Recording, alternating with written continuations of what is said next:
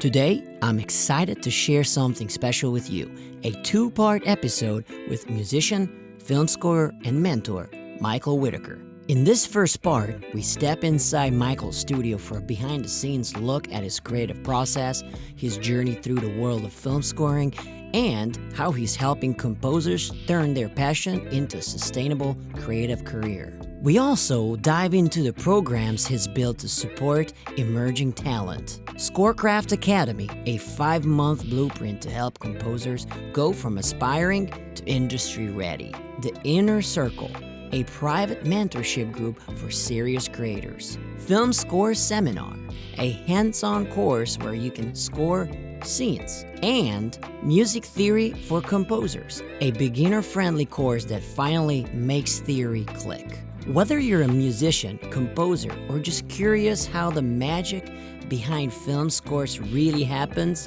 this one's for you. Let's jump in. Hey Mike, how's it going? Hey Danny, welcome to the studio. Awesome, well show me around. What is this room? Well, you walked in basically my basement, but this is our tracking space where we track live bands. This is one of the rooms. So we have this Gretsch drum kit here.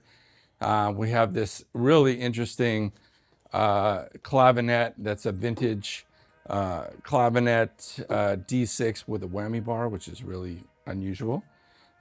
We have a grand piano over there. Right now we're set up for rehearsal here, but this is actually Keith Carlock from Steely Dan.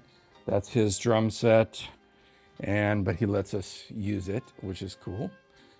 In here behind you is the vocal booth. Right now there's a whole lot of microphones in here, but you can take a look at it, take a peek, and basically where we would isolate a vocalist.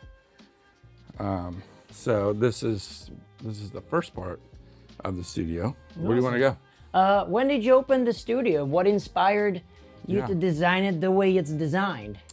So it's been about 8 years. I used to have a studio upstairs over the garage. And this used to be a gym down here because my wife is a personal trainer. And we moved the gym up there because she works for a country club now training, and I took over down here and we remodeled it all. The inspiration was Hans Zimmer's personal studio. That's why all the red kind of is inspiring color for me. And I wanted to have a space that, you know, I do film and TV music, so I wanted it to feel kind of cinematic like that. And so Hans Zimmer has an insane red studio. You got to look it up. Way cooler than mine. But so yeah, that was the inspiration for this. But I wanted to be able to record live musicians and create MIDI as well. So, you know, and have a space for all my gear. What gives you inspiration in your room? What makes your room special that it's easy to create for you and for artists? Yeah, I think I just think there's tools, just kind of, you know, we have a real grand piano, we have real instruments waiting to be played. We also have as you'll see in other rooms, we have a massive amount of electronic equipment.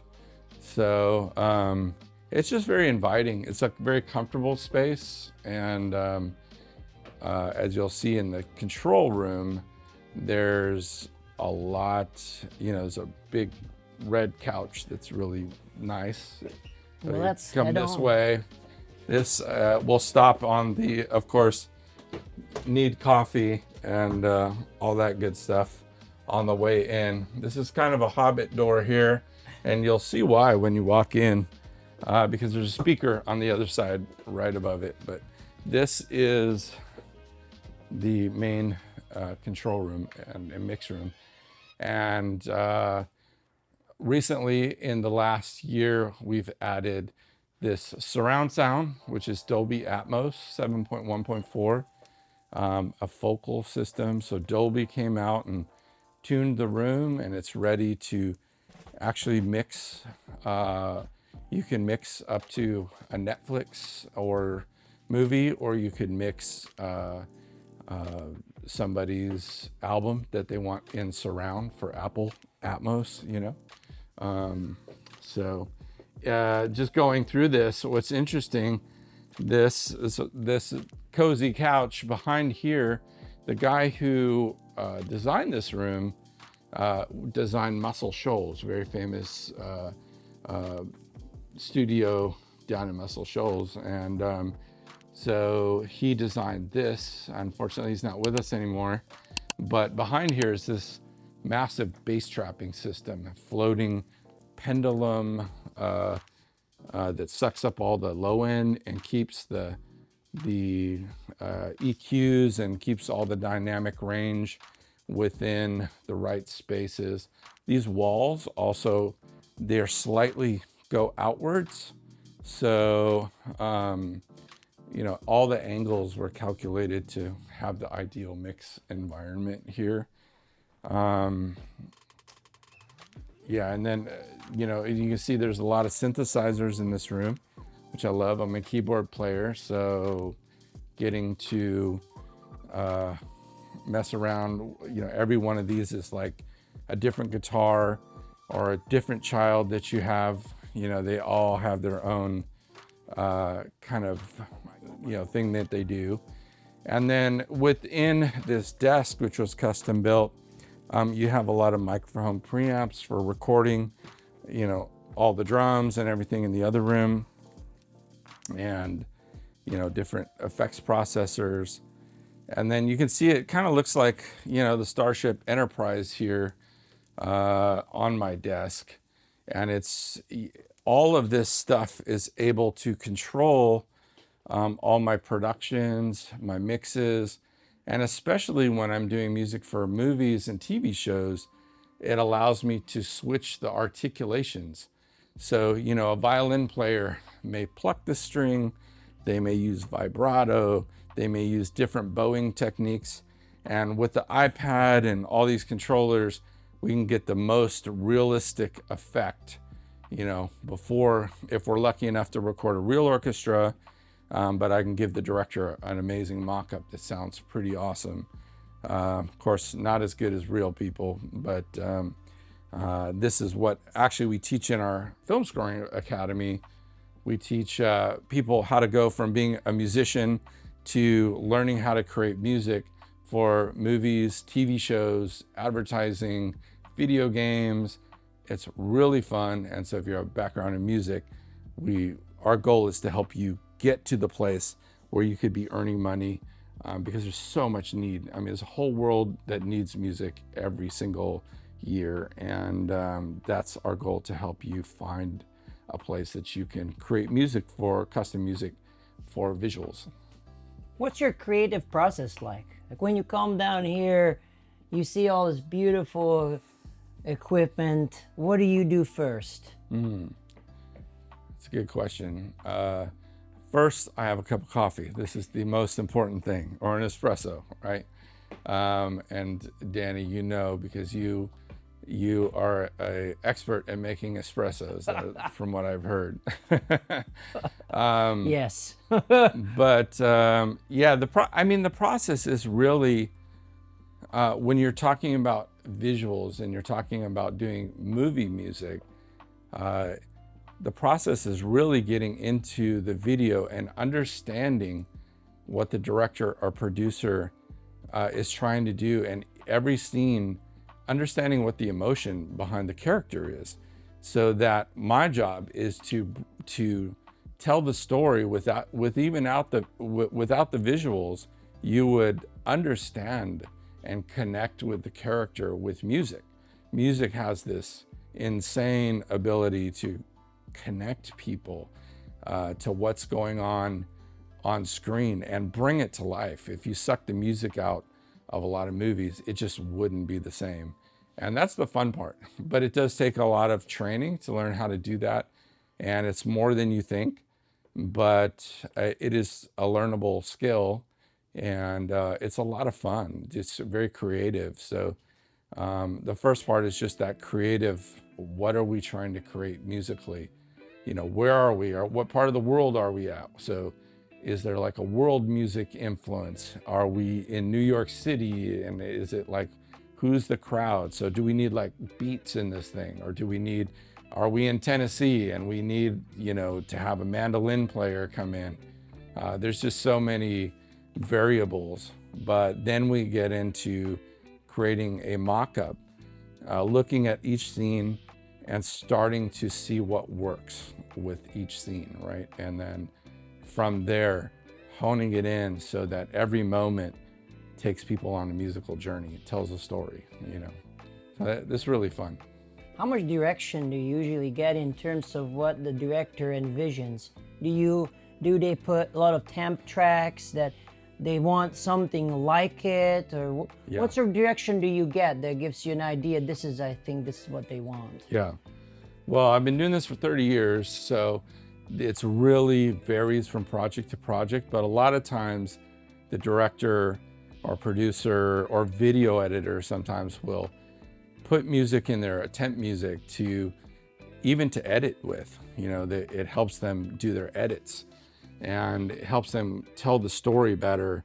And a lot of times they'll find stuff that they like, which sometimes can be really helpful to me. It's like, okay, I see the direction you're going, but other times it can be tough because they get so married to that piece of music. We can't use that music, we can't steal that music. So, do you want me to come close to that, or do we want to think outside the box and come up with something completely different? Let me give you some different ideas here. And at the end of the day, it's like we're a team working together to make this visual come to life with music. What do you think is the biggest obstacle that you've learned the most from when it came to, and I'm gonna say the big B word, business, music business? Because I feel like a lot of music students that come out of schools, they're all happy-gappy, but there's no plan. Mm-hmm. They have no idea, what am I gonna do? And I feel like I would have benefited a lot more business. And that's what I think the mentorship that I got from getting to know you, and learning the real world things, because school does not equal to understanding real world things. That's right. So I know that was a very long mouthful question. So what are the obstacles that you think, especially nowadays, young musicians would face when it comes to business, music business? Sure. Well, after, all of us, we have to master the craft first. So that's kind of the entry point. You have to be good at something. Doesn't matter what career you are, what do you want to do? You got to learn to be good at something. But then there's a lot of people that are good at it. So past that, it is a matter of how can I, at the core of it is, when you meet people, you're trying to convince them to trust you, because trust is everything. So you got to put yourself in the place of a video person or a studio. Like, they're asking, who are we going to trust with this project? And so for me, my goal is to show you that I live, sleep, and eat this because I love this and I love what it does, and I've studied this, and my goal is to bring your project to life. And so your job is to get out there and start to create trust with directors, producers, video editors, anybody that's related to that, and then get them in your environment and show them that you're actually good at this, and that not only that, it's like you're a reliable person. Usually when I'm going to hire somebody to help me, I need to make sure they're good, but they're people I already know. I'm usually not calling random people that send me a tape. I'm calling somebody that I already have a relationship with, and we've already gone to lunch. We've already worked on a project. So getting to be more than just a colleague or somebody that hands a demo tape, that actually learn to be a friend with somebody, that is powerful. Because if you care about that other person, that's going to go way further than you just going, hey, here's my demo tape. If you need any help, I'd love to work with you. Like, first create that friendship. Let them know that you're real. And from there, it's like when you do a new thing or you do a new project, share it with that person and go, hey, I'm so excited about that. Your enthusiasm is huge. If you can't be enthusiastic about what you do and excited about it, and your enthusiasm has to be infectious, so that they're going to go, wow, this person is really into this. And so when I'm considering hiring somebody, I want to be with somebody that's infectious, as opposed to the person that's like, hey, I'm not working very much right now. If you need some help, that doesn't go far. It's even if you're not working, you're going, hey, I'm so excited about what I'm learning. Oh, this new Dolby Atmos, it's going to blow your mind. Come over, let's check it out. So it's always comes from a standpoint of your enthusiasm, as opposed to your neediness. Neediness never, other than your mom, it really doesn't get you to where you want to be. I resonate that with a lot. One thing I've learned, or one thing I think is, you gotta be your number one fan. You gotta be very enthusiastic. You gotta love what you're doing, because if you're constantly looking for other people to like what you're doing and you're looking for other people to give you the go, then that's not gonna really give you that happiness. I think that circles back around with the enthusiasm thing. And you want to work with people who you like, who give really good vibes, and there's no bad energy. I think that is really important, and that can hinder the whole creative process. Yeah, and I think if your personality is really, a lot of musicians, they're very internal, and there's nothing wrong with that, as opposed to being, hey, I'm super outgoing, like you, Danny.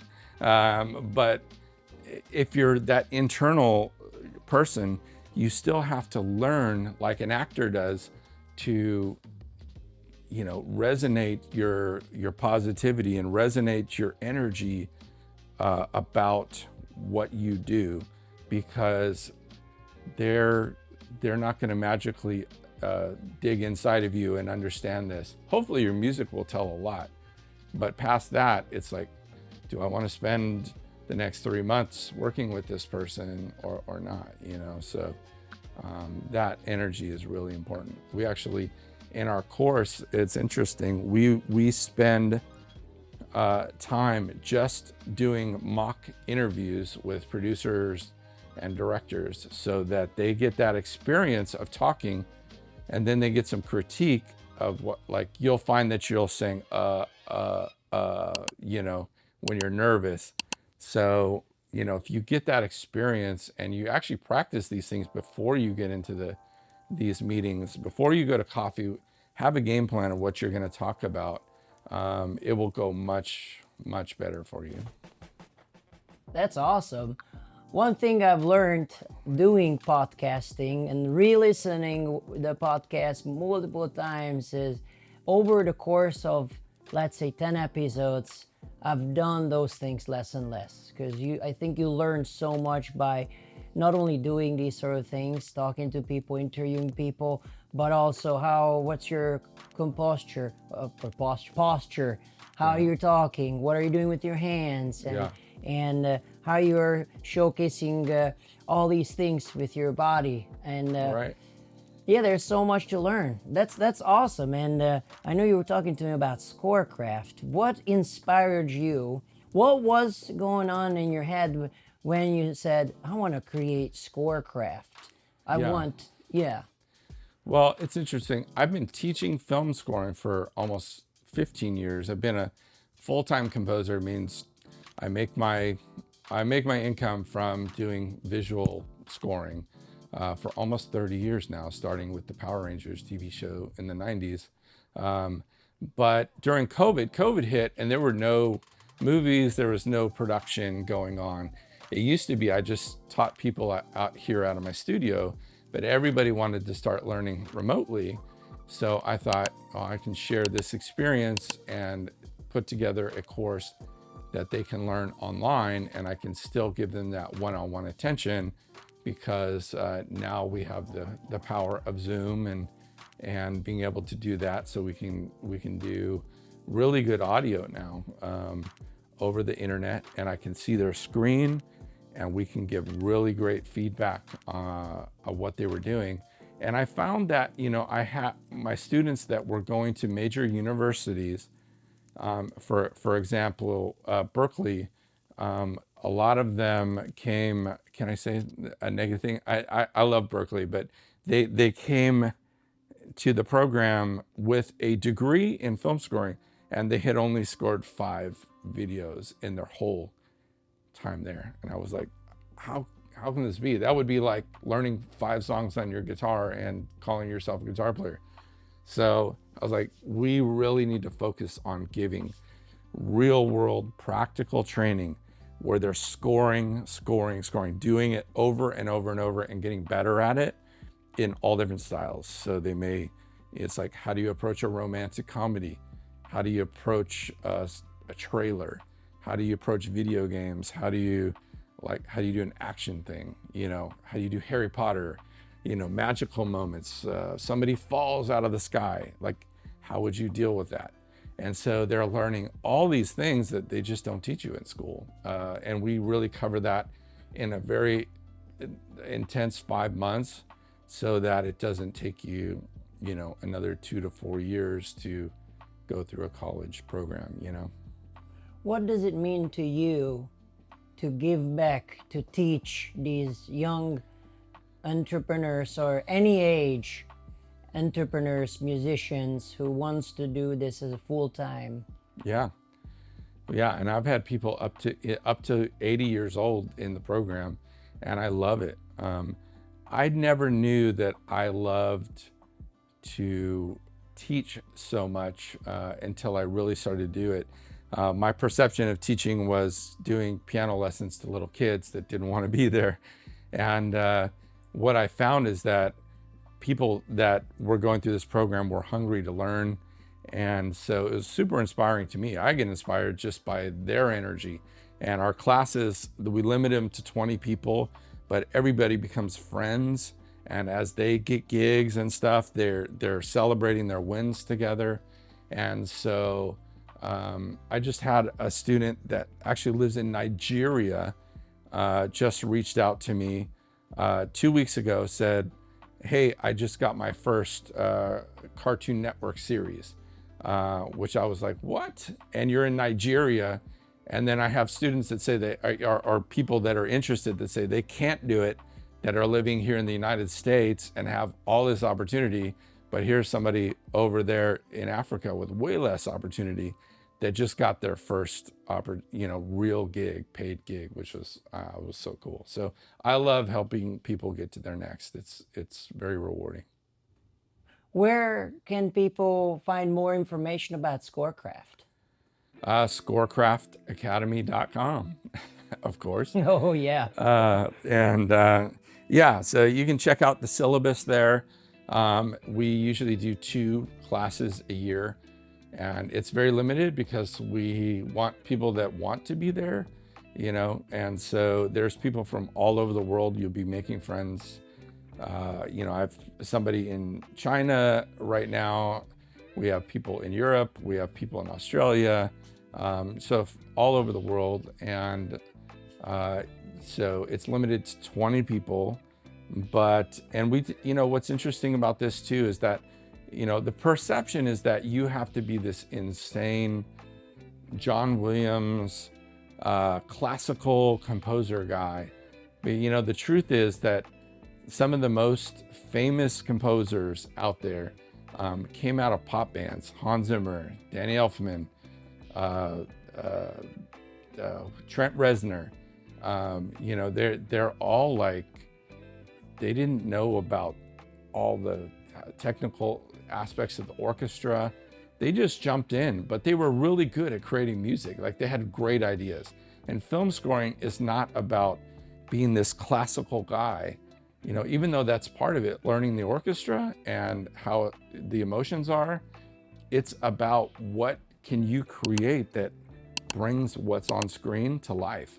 And so a lot of pop producers do really well in this program. You know, I've had drummers that don't have a background in piano actually create amazing music for visuals, because they're not necessarily limited to what they, you know, they're not limited to what they learned on the piano. Everybody's going to be learning the piano. That's a part of being, you know, being able to create music at your computer. But yeah, don't let the obstacle be that I have to read music, I have to have this full-on understanding of the orchestra, because that's all stuff that's learnable, and we actually walk you through all that.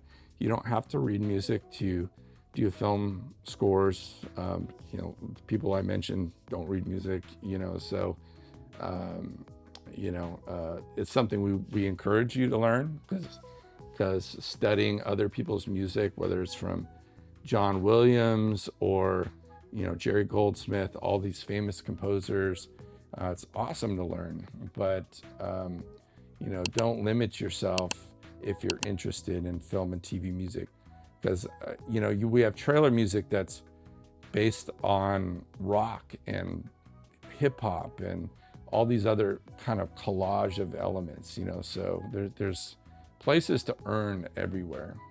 All right, so if you're interested at all in discovering film and TV music, or if it's a good fit for you, or if you're interested in working with me personally to help you get there faster, I would invite you to talk with me.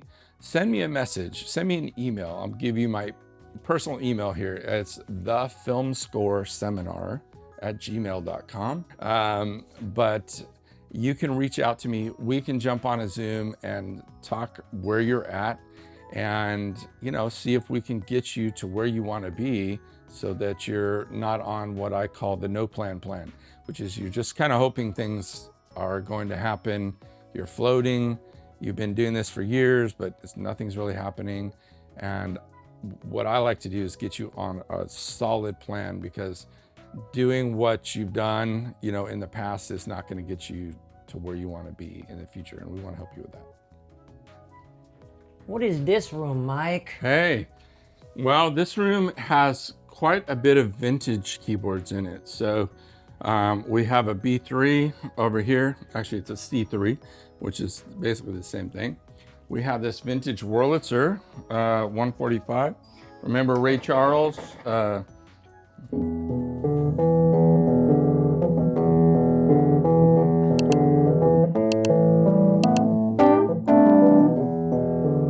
Remember that? That sounds awesome.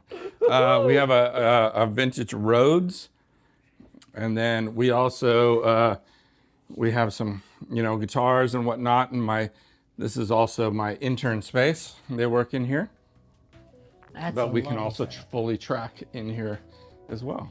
Yeah, we tracked here when we recorded one of my songs, remember? Yeah. Yeah. You played the organ here, the girl with the crystal meth eyes.